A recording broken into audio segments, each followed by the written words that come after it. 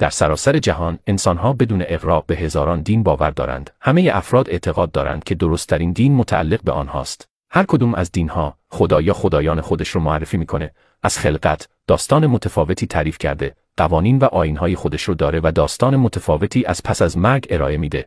اگر دین از یه منبع الهی می اومد، قاعدتاً باید همه جا یکسان می بود. اما یکسان نیست. این نشون میده که فرهنگ محلی، جغرافیا و محیط روی دین اثر دارند. در اقلیم‌های گرم و بیابانی، خدایان خشمگین و حسودند. در مناطق جنگلی سرسبز، خدایان در ارتباط با طبیعتند.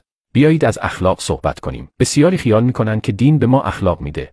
اما اخلاق پیش از دین وجود داشته و دین کاملاً برعکسه. چند همسری، بردهداری، سنگسار، اعدام. خودتون قضاوت کنید. اگر فشار جامعه نبود، هنوز سنگسار و بردهداری وجود داشتند.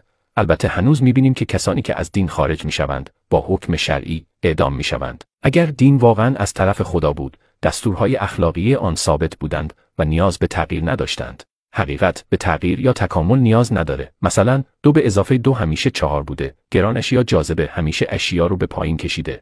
اما دین با زمان، قدرت و سیاست تغییر میکنه. نحوه پذیرش دین توسط کودکان رو هم در نظر بگیرید. کودکی که در عربستان زاده میشه احتمالاً مسلمان میشه. در ایتالیا کاتولیک میشه، در هند هندو میشه و در تایلند بودایی میشه. علتش این نیست که هر دین در مکان خودش از بقیه درست‌تر باشه. اصلاً درست‌تر نیست. دلیلش اینه که باور آموزش داده میشه، کشف نمیشه. کودکان به طور مستقل خدا رو پیدا نمی‌کنند. کودکان باور رو مانند زبان یا ذائقه غذایی از اطرافیان یاد می‌گیرند و بهش عادت می‌کنند. اگر فقط یک خدا وجود داشت، دین همه انسان‌ها در هر جایی یکسان بود و به محل تولد وابسته نبود. اما دین به محل تولد وابسته است و این نشون میده که دین توسط بشر ساخته شده.